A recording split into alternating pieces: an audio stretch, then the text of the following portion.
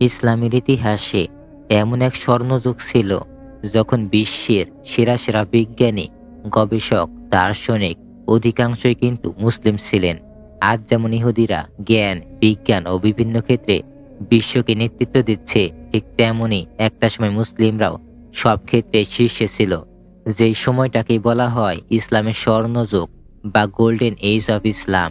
হজরত আলী রাদিয়াল্লাহু তাআলা আনহু-এর ইন্তিকালের পর যখন খেলাফত মুয়াবিয়া ইবনে আবু সুফিয়ানের হাতে যায়, যে কিনা বিলং করছিল বনু উমাইয়া গোত্রে। আর তখনকার সময়ে বনু উমাইয়ার শাসনামল কিন্তু খুব একটা বেশি ভালো ছিল না। তখনকার সময়ে অনেক অন্যায় অবিচার হয়েছিল। ইয়াজিদ, যার শাসনামলে ইমাম হোসেন আলাইহিসসালামকে শহীদ করা হয়, সেও একই গোত্রের শাসক ছিল। আর আপনারা কি জানেন, ইয়াজিদ কিন্তু মুয়াবিয়া আলাইহিসসালামেরই সন্তান ছিল। মুয়াবিয়া আলাইহিসসালাম তার মৃত্যুর আগে তার সন্তানকে সিংহাসনে বসিয়ে যান, কিন্তু ইয়াজিদ শাসক হিসেবে খুব একটা বেশি ভালো ছিল না। তখনকার সময় সাহাবীরা তাকে মেনে নিতেও চাননি।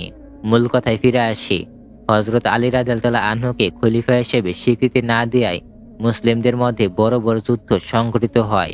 এই যুদ্ধগুলোকে পরবর্তীতে মুসলিম সিভিল ওয়ার বলা হয়। এই বিষয়ে আলাদা আলাদা ভিডিও করলে হয়তো আরো বিস্তারিত বলা যাবে। তবে মনে রাখতে হবে যে বনু উমাইয়ার সবাই কিন্তু খারাপ ছিল না। হযরত উসমান রাদিয়াল্লাহু তাআলা আনহু-এর আমলে ইহুদি ও খ্রিস্টানদের উপর জিজিয়া বা ট্যাক্স আরোপ করা হতো। কিন্তু সমস্যা বাধে তখন, যখন বনু উমাইয়ার শাসকরা নতুন মুসলিমদেরকেও দ্বিতীয় শ্রেণীর মতো দেখতে শুরু করে এবং তাদের উপরও ট্যাক্স বসায়। যদিও ইসলামী আইন অনুযায়ী যারা ইসলাম গ্রহণ করে তাদের জন্য নানা ধরনের সুবিধা রাখা হয়, যাতে করে আরো মানুষ ইসলাম গ্রহণে উৎসাহিত বোধ করে। কিন্তু বনু উমাইয়ার সময় কিছু সিদ্ধান্ত ইসলামী নিয়ম নীতির বাইরে চলে যাচ্ছিল। তবু তাদের শাসনামলে ইসলামের বিস্তার অনেক দূর দূরান্ত পর্যন্ত ছড়িয়ে পড়ে। রাসূল সাল্লাল্লাহু আলাইহি ওয়াসাল্লামের সময় যে অঞ্চলগুলো মুসলিমরা দখল করেছিল, খুলাফায়ে রাশিদিনের সময় সে অঞ্চল আরো বিস্তৃতি লাভ করে। আর বনু উমাইয়া তার থেকে বেশি অঞ্চল দখল করে, যেমন আফ্রিকা, ট্যানস, এক্সেনিয়া, সিন্ধু, মাগরিব, হিস্পোনিয়া বা আধুনিক স্পেন দখল করে নিজেদের সাম্রাজ্যে যুক্ত করে। 661 সাল থেকে 751 সাল পর্যন্ত বনু উমাইয়ার শাসন চলে। এরপর আসে বনু আব্বাস। বনু আব্বাস ছিলেন হযরত আব্বাস রাদিয়াল্লাহু তাআলা আনহু, রাসূল সাল্লাল্লাহু আলাইহি ওয়াসাল্লামের চাচা, তার বংশধর। অর্থাৎ একদিক থেকে তারা নবী পরিবারের সন্তান হওয়ায় নিজেদেরকে খেলাফতের অধিকারী মনে করতেন।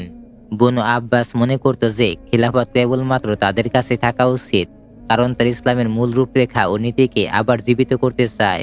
বনু উমাইয়ার শাসনামলে মুসলিম উম্মাহ খুবই দুর্বল হয়ে পড়েছিল। তাই বনু আব্বাস পুরো রাজ্যে প্রচারণা চালাতে লাগলো এবং বনু উমাইয়ার বিরুদ্ধে জনমত তৈরি করলো। প্রায় 20 বছর পর বনু উমাইয়ার সাম্রাজ্যের পতন শুরু হয় এবং গৃহযুদ্ধ শুরু হয়। এই সুযোগে খোরাসানে আবু মুসলিম আরব ও পারসিকদের একত্রিত করে বনু আব্বাসের বিপ্লবকে সমর্থন করান।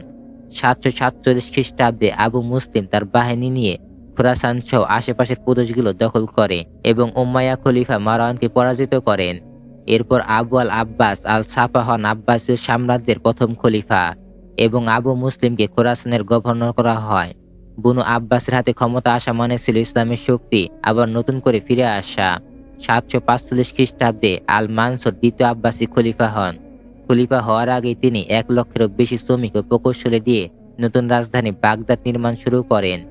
টিগ্রিস নদী থেকে 32 কিলোমিটার দূরে এই শহরটি এমন স্থানে তৈরি করা হয়েছিল যেখানে বিশ্বব্যাপী বাণিজ্যের রুট মিলিত হতো, যার ফলে বাগদাদ দ্রুতই আন্তর্জাতিক বাণিজ্যের কেন্দ্র হয়ে ওঠে। 786 খ্রিস্টাব্দে হারুন আল রশিদ পঞ্চম আব্বাসীয় খলিফা হন। তার আমলে বাগদাদে প্রতিষ্ঠিত হয় বিখ্যাত লাইব্রেরি বাইতুল হিকমা বা হাউস অফ উইজডম, যেখানে গ্রিক, চীনা, সংস্কৃত সহ বহু ভাষার জ্ঞান আরবিতে অনুবাদ করা হতো এবং বিশ্বের বিভিন্ন ধর্মের পণ্ডিতেরা এসে জ্ঞান বিনিময় করতেন। সেই সময় আরবি ভাষা ছিল বিশ্বের প্রধান বৈজ্ঞানিক ভাষা। এই লাইব্রেরিতে সকলে মুসলিম, খ্রিস্টান, বৌদ্ধ জ্ঞান ভাগাভাগি করতেন। দর্শন, সাহিত্য, বিজ্ঞান, জ্যোতির্বিজ্ঞান, রসায়ন, শিল্প সব ক্ষেত্রেই মুসলিমরা দ্রুত অগ্রগতি অর্জন করেন। ওই যুগের বিখ্যাত বিজ্ঞানীদের মধ্যে আল খোয়ারাজমি অ্যালজেব্রার জনক ছিলেন। গণিত, জ্যোতির্বিজ্ঞান ও ভূগোলে পারদর্শী ছিলেন। তার বই থেকে অ্যালজেব্রা শব্দটি উৎপত্তি। তিনি হাউস অফ উইজডমের অন্যতম প্রধান ছিলেন। ইবনে আল হাইথামকে বিশ্বের অন্যতম শ্রেষ্ঠ জ্যোতির্বিজ্ঞান ও গণিত বিশেষজ্ঞ ধরা হয়। পরবর্তীকালে লিওনার্দো দা ভিঞ্চির মতো চিন্তাবিদরাও তার কাছ থেকে অনুপ্রাণিত হয়েছিলেন। ইবনে আল হাইথামকে অপটিক্সেরও জনক বলা হয়। 1000 খ্রিস্টাব্দে তিনি ব্যাখ্যা করে দেন যে মানুষের চোখ কিভাবে দেখে। তার গবেষণার ভিত্তিতে পরবর্তীকালে ক্যামেরা ও মাইক্রোস্কোপ তৈরি হয়। এমনকি পৃথিবীর প্রথম ক্যামেরার ধারণাটাও তিনি বহু বছর আগে আবিষ্কার করেছিলেন। আরেক মহাবিজ্ঞানী ইবনে সিনা, যিনি চিকিৎসা ও দর্শনে অতুলনীয় ছিলেন, তাকে বলা হয় প্রারম্ভিক চিকিৎসা বিজ্ঞানের জনক। করোনা মহামারীতে যে কোয়ারেন্টাইনের ব্যবস্থার কথা আমরা জানলাম, ইবনে সিনা শত শত বছর আগে তার বই এটির গুরুত্ব লিখে গিয়েছিলেন। তিনি বলেন যে প্রতিটি রোগ অতি ক্ষুদ্র কণার মাধ্যমে ছড়িয়ে থাকে, যা খালি চোখে দেখা যায় না। এই সত্য মানুষ বহু শতাব্দী পরে এসে জানতে পেরেছে এবং সেটা বুঝতে পেরেছে, কিন্তু ইবনে সিনা তখনই তা জানতেন। ইবনে রুশদ ছিলেন ইসলামের মহান দার্শনিক, আইন বিশেষজ্ঞ, পণ্ডিত। তিনি অ্যারিস্টটলের বহু ধারণা ব্যাখ্যা উন্নত করেন। আল জাহারাবি ছিলেন আধুনিক সার্জারির জনক। ইউরোপে সার্জারি শেখার জন্য তার বই ছিল মূল পথ নির্দেশ।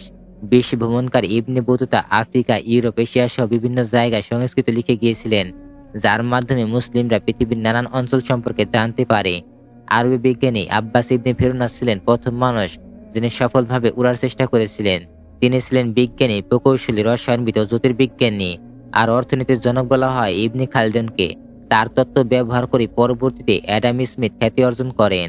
বিজ্ঞানের অর্থে তখন প্রায় মুসলিমরা এতটাই জ্ঞানী শক্তিশালী ছিল যে তখনকার সময় মুসলিমরা বিভিন্ন জিনিস আবিষ্কার করেন এবং উদ্ভাবন করেন। উইন্ডমিল, ক্যামেরা, অ্যালজেব্রা, গিটার, সিরিঞ্জের মতো হাজারো আবিষ্কার। হারুন আল রশিদের সময় এই সোনালী যুগে শুরু হলেও তার মৃত্যুর পর তার উত্তরাধিকার নিয়ে তার সন্তানদের মধ্যে যুদ্ধ শুরু হয়। এই গৃহযুদ্ধ ধীরে ধীরে আব্বাসীয় খিলাফতকে দুর্বল করে দেয়। পরবর্তী সংঘাত শাসন ব্যবস্থার পতনের ফলে মুসলিমদের মহান গোল্ডের এজের অবসান ঘটে। মঙ্গলরা যখন বুনো আব্বাসের খেলাফতের উপর আক্রমণ করে, তখন তারা শেষ খলিফা আল মুস্তাসিমকে হত্যা করে এবং বাগদাদের বিশাল লাইব্রেরিকে পুড়িয়ে দেয়। এই লাইব্রেরিতে ছিল লক্ষ লক্ষ বই, যা ইসলামের স্বর্ণযুগের জ্ঞান ভাণ্ডার। এত বড় ধ্বংসের পরে সেই সময় পর্যন্ত মুসলমানদের শিক্ষা ব্যবস্থা পুরোপুরি ভেঙে পড়েনি। পরে আসে অটোম্যান সাম্রাজ্য, যারা তখন বিশ্বের সবচেয়ে শক্তিশালী শাসন ব্যবস্থার একটি ছিল। কিন্তু ঠিক এই সময় ইউরোপে আবিষ্কার হয় প্রিন্টিং প্রেস। এই মেশিনের কারণে সাধারণ মানুষের হাতে বই পৌঁছাতে শুরু করে, যার ফলে ইউরোপে ইহুদি ও খ্রিস্টানদের লিটারেসি রেট দ্রুত বাড়তে শুরু করে। কিন্তু দুর্ভাগ্যজনকভাবে অটোম্যান সাম্রাজ্য তখন প্রিন্টিং প্রেসকে ব্যান করে দেয়। এর পেছনে কয়েকটি কারণ ছিল কেন অটোম্যান সাম্রাজ্য প্রিন্টিং প্রেসকে ব্যান করে দেয় এবং তাদের দেশে সেটা নিষিদ্ধ ছিল। কারণ জ্ঞান মানুষের হাতে পৌঁছে গেলে রাজনৈতিক নিয়ন্ত্রণ দুর্বল হতে পারে, এই ভয় ছিল তখনকার শাসকদের। মুসলমানরা তখন হাতে লেখা বইকে বেশি পছন্দ করতেন, তাই প্রিন্টেড বইকে তারা গ্রহণ করতে চাননি। হাজার হাজার মানুষ হাতে বই নকল করে জীবিকা নির্বাহ করতেন। প্রিন্টিং প্রেস এলে তাদের চাকরি হারানোর আশঙ্কা ছিল। এই কারণে প্রায় 300 বছর ধরে প্রিন্টিং প্রেস মুসলিম বিশ্বে নিষিদ্ধ ছিল। কিন্তু এই 300 বছরে ইউরোপে ইহুদি ও খ্রিস্টানরা দ্রুত এগিয়ে যেতে শুরু করে বিজ্ঞান, প্রযুক্তি, দর্শন, শিক্ষা সব ক্ষেত্রেই, আর মুসলিমরা দ্রুত পিছিয়ে পড়তে শুরু করে। আজ পরিস্থিতি এমন হয়েছে যে আমরা যদি আজকের কোনো মহান মুসলিম বিজ্ঞানীর নাম বলতে বলি, তাহলে তা খুব কম মানুষেরই মনে পড়বে, কারণ সেটা আমাদের শেখানো হয়নি বা জানানোই হয়নি।